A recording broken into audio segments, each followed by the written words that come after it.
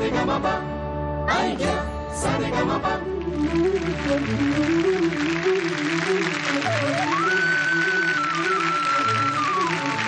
पुन्हा एकदा सर्वांचं स्वागत आयडिया सारेगमप मध्ये. आणि ह्या मंचावरून अवघं जग बघतंय पुन्हा नवे स्वप्न स्वरांचे. ह्या पर्वाची प्राथमिक फेरी संपल्यानंतर खास हा विशेष आठवडा घेऊन तुमच्या समोर आम्ही परत आलेलो आहोत. ह्यामध्ये नॉमिनेट झालेल्या सर्व स्पर्धकांना पुन्हा एक संधी, एक अखेरची संधी मिळणार आहे. 20 स्पर्धक नॉमिनेट झालेले होते आपल्याबरोबर, आणखीन 3 स्टँड बायचे स्पर्धक. अशा 23 जणांना घेऊन काल आपण ह्या आठवड्याची सुरुवात केली. कालच्या भागात 12 जणांनी ह्या स्पर्धेत भाग घेतला आणि आता आज 11 जण आपल्यासोबत आहेत. कालच्या भागातले 4 स्पर्धक आता उपांत्यपूर्व फेरीत पोहोचलेले आहेत. त्यातले 2 सलीलच्या ग्रुपमधले आणि 2 अवधूतच्या ग्रुपमधले. आता टोटल काउंट जो आहे, जी संख्या आहे ती आता अशी झालेली आहे की अवधूतच्या ग्रुपमधले स्पर्धक जे उपांत्यपूर्व फेरीत पोहोचलेले आहेत त्यांची संख्या झाली आहे 9 आणि सलीलच्या ग्रुपमधल्या स्पर्धकांची संख्या झालेली आहे 11. आणि आता ह्यापुढे काय होणार आहे याची उत्सुकता मला आहे, तुम्हाला आहे आणि तेवढीच आपल्या परीक्षकांनाही आहे. तेव्हा टाळ्यांनी स्वागत करूया अवधूत गुप्ते,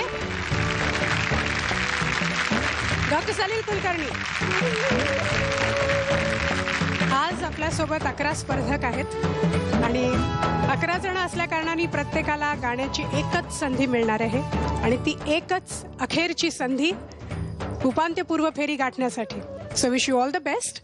आणि अवधूत आणि सलील दोघांनाही जर स्पर्धकांना काही सांगायचं असेल तर प्लीज. एखाद्या छोट्या चुकीमुळे जे बाहेर गेलेले असतात त्यांना पुन्हा एक संधी आपण इथे दिलेली आहे. कारण अनेक चांगले गायक असतात जे चुकून त्या दिवस त्यांचा नसतो म्हणून बाहेर गेलेत, तर त्यांनी पूर्ण याचा फायदा घ्यायला हवा असं मला वाटतं. अनुभव असा आहे की तुम्ही अदरवाईज खूप छान गाता आणि इथे आल्यानंतर तुमचा परफॉर्मन्स खूप टेन्शनमुळे काय काय वेळेला कमी होतो. तर टेन्शन घेऊ नका. इथे कोणीही वाघ सिंह आलेले नाही आहेत तुम्हाला खायला. इथे सगळे आपला ऑडियन्स आहे, प्रेमळ ऑडियन्स आहे, त्यांच्यासाठी गा. कॉम्पिटिशन आहे याची तयारी तुम्ही आतापर्यंत करायची ती केलेली आहे. आता कॉम्पिटिशन आहे हे विसरून जा आणि एक मैफिल रंगवल्याप्रमाणे ह्या सगळ्या इथे जमलेल्या आणि तमाम महाराष्ट्रात अख्ख्या जगातनं तुम्हाला बघणाऱ्या, या कॅमेऱ्यातनं बघणाऱ्या ऑडियन्सना तृप्त करा तुमच्या आवाजाने. All the best. आपल्यासोबत आज अवधूत आणि सलील सोबत एक मान्यवर परीक्षक पण असणार आहे कालच्यासारखेच. आणि ज्या परीक्षकाचं नाव मी इकडे घोषित करणार आहे तिची काही वेगळी ओळख ह्या मंचावरून करून द्यायची गरज नाही. खूप जुनं नातं आहे या मंचाशी.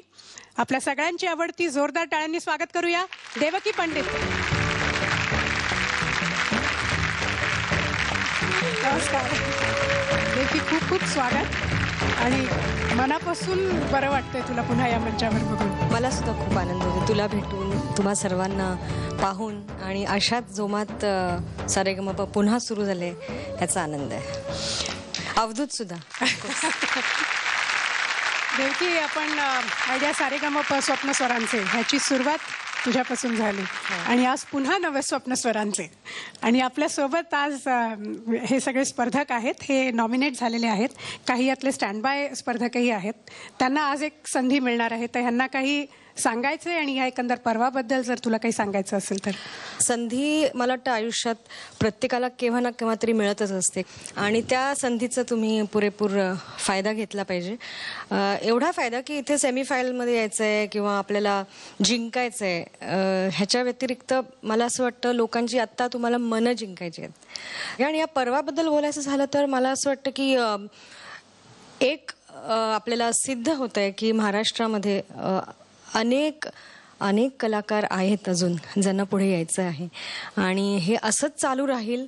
आणि ह्याचा अर्थ असा होतो की आपल्या शास्त्रीय भारतीय संगीतामध्ये कुठल्याही टॅलेंटची, कुठल्याही प्रतिभावान कलाकारांसाठी भरपूर वाव आहे आणि कमी नाही, उणीव नाही टॅलेंटची. तर ते आता पुन्हा एकदा सिद्ध होतं की असं वाटलं आता कोण येईल.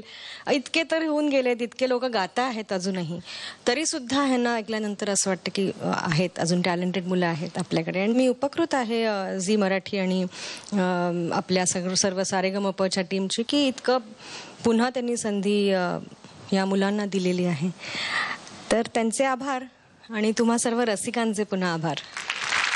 थँक्यू. धन्यवाद देवकी. आणि मी तुला आता रिक्वेस्ट करेन की तू स्थानापन्न व्हावं. तर आजच्या स्पर्धेला आपण सुरुवात करणार आहोत. परीक्षकांची अनुमती असेल तर. पहिली स्पर्धक आपल्या समोर येते. टाळ्यांनी स्वागत करूया अनुष्का चड्ढा.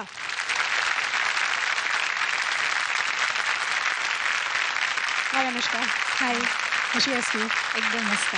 बरं, मागच्या वेळेला मी तुझ्या गाण्याबद्दल, तुझ्या टॅलेंटबद्दल मी भरपूर ऐकलेलं आहे दोन्ही जजेसकडून, आणि काही कारणामुळे मागच्या वेळेला आवाज व्यवस्थित लागला नाही म्हणा किंवा टेन्शन आलं म्हणा, तर आता ही शेवटची संधी आहे अनुष्का. त्यामुळे आता give it all that you have.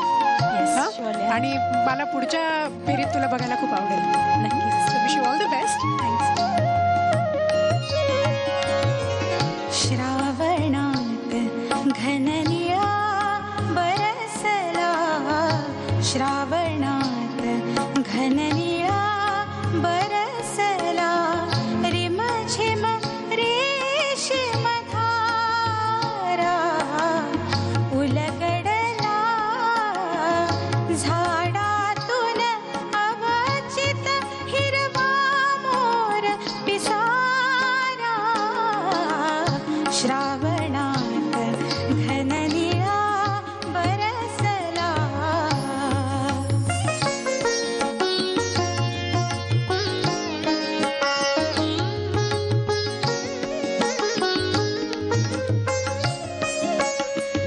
जागून ज्याची वाट पाहिली, ते सुखाली दारी. जागून ज्याची वाट पाहिली, ते सुखाली दारी. जिथे तिथे राधेला भेटे, आता श्याम मुरारी.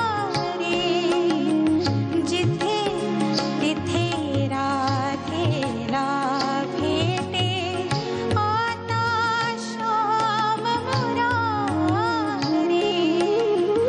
माझ्याही ओठावर आले, माझ्याही ओठावर आले, नाव तुझेच उदारा.